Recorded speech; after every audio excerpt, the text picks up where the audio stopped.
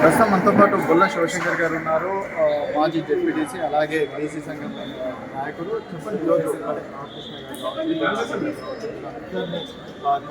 సమావేశం నిర్వహించడం అలాగే బీసీలకు సంబంధించి కొత్త నూతన పార్టీ కూడా పెట్టే అవకాశం అంటున్నారు.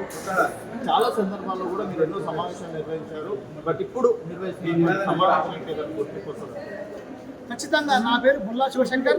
నేను అఖిల భారత పద్మశాలి సంఘ రాజకీయ విభాగ జాతీయ అధ్యక్షుడిని. ఈరోజు మరి కలలుగన్న తెలంగాణలో సామాజిక తెలంగాణ, మరి బహుజన తెలంగాణ కావాలనేటువంటి ఆనాడు కొండల లక్ష్మణ్ బాపూజీ గారు నిజాం నిరంకుశ పాలనకు, అదేవిధంగా తెలంగాణ సాయుధ పోరాటానికి కూడా ముందు నడిచి మరి బీసీ బహుజన ఉద్యమానికి కూడా ముందు నడిచిన మహానాయకుడు. మరి అలాంటి మహానాయకుడి ఆస్తి కూడా వదిలేసేసి మరి ఎస్సీ వర్గీకరణ కూడా పూర్తి స్థాయి కూడా సహకారం అందించినటువంటి మహానాయకుడు. అలాంటి నాయకుడి ఆశయాలు నెరవేరాలని చెప్పేసి మా పద్మశాలి సమాజం మొత్తం కూడా నిర్ణయించి అన్ని రాష్ట్ర స్థాయిలో అన్ని కుల సంఘాలను ఏకం చేసి ఆ కుల సంఘాలతో పాటు బీసీ బహుజన నాయకులుగా పనిచేస్తున్నటువంటి నాయకులను వేదిక తయారు చేయడం, ఒకటే వేదిక రావడం.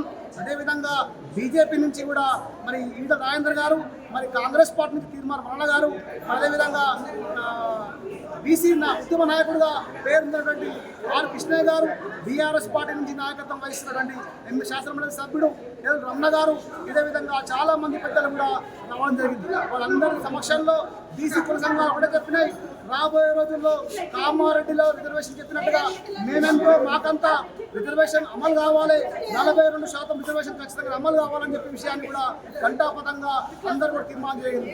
రాబోయే రోజుల్లో ఊరు ఊరు వాడ వాడ కూడా తిరిగి సమావేశాలు ఏర్పాటు చేసి మరో తెలంగాణ ఉద్యమంగా, మరో జాతీయ ఉద్యమంగా నిర్మాణం చేస్తామని చెప్పేసి కూడా అందులో భాగంగా మరి మహిళల రిజర్వేషన్ లో భాగంగా పార్లమెంట్ బిల్లులో బీసీ మహిళలు కూడా ఉండాలనేటువంటి విషయాన్ని కూడా మరి తీర్మానం జరిగింది. ఆ తీర్మానం ఉన్నటువంటి విషయాలని రాబోయే రోజుల్లో ఊరు ఊరు వాడ వాడ మరి తిరిగి సమాయత్తంగా జిల్లా వ్యాప్తంగా కాన్సెన్సీ పరంగా కూడా నియోజకవర్గ స్థాయిలో కూడా రౌండ్ టేబుల్ సమావేశం నిర్వహించి మరి ఖచ్చితంగా తెలంగాణ రాష్ట్రంలో బహుజన జెండా ఎగరేసే వరకు కూడా పోరాటం ఆగాలని చెప్పి కూడా మరి తెలంగాణ పక్షంలో ఒకవేళ కామారెడ్డి డిక్లరేషన్ చేయకుండా స్థానిక సంస్థల ఎన్నికలకు వెళ్తే ఖచ్చితంగా మేము ఎన్నికలని అవసరం వస్తే ఆ ప్రజా సంఘాల్లో అందరినీ కూడా కూర్చోబెట్టి నిర్ణయాత్మకంగా నిర్ణయం తీసుకొని మరి బహిష్కరించడమా, లేదంటే మేము అందరం దాటిగా వేదికకు వచ్చేసి మరి పోటీ చేయడం అనేది కూడా ఖచ్చితంగా వస్తుంది. అవసరం వస్తే ఎన్నో పరిణామాలు మారితే ఆ పరిణామాలు తీరు ఏ విధంగా చెప్పలేదు.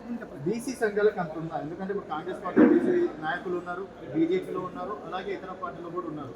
సో వాళ్ళు మీకు మద్దతు ఇస్తారని చెప్పేసి అనుకోవచ్చు. నేనేమంటున్నా, ఏ పార్టీలో ఎవరున్నప్పుడు కూడా వాళ్ళందరూ కూడా బీసీ బహుజన బిడ్డలే. వాళ్ళందరి కోసమే మనం కొట్లాడుతున్నాం. మేమందరం కూడా కుల సంఘాలుగా రాజకీయ నాయకులు ఏం చెప్తున్నాం అంటే, నీకు రావాల్సిన హక్కును సాధించుకో, ఎవరో ఇస్తే వచ్చే అవకాశం కాదు. ఈ రోజు మాట్లాడుతున్నట్టుగా 70 సంవత్సరాలుగా వస్తున్న కేవలం చట్టసభలో కేవలం 5 మంది ఎమ్మెల్యేలు జరిగినంటే ఎంత సిగ్గుచేటు కూడా చెప్పుకోవాల్సిన అవసరం ఉంది. ఇలాంటి విషయాలు కేవలం కూడా 20 ఎంత చట్టసభలో మనం బహుజనుల ఎమ్మెల్యే సంఖ్య చూస్తే కూడా ఇప్పటి వరకు చెప్పుకోవడానికి కూడా మరి సంఖ్య లేని పరిస్థితి. ఖచ్చితంగా వాళ్ళందరి కోసమే పనిచేస్తున్నాం. మరి వాళ్ళందరూ కూడా మా దాంట్లో మా అన్నముల కలిసి కూడా ఆశిస్తున్నాం.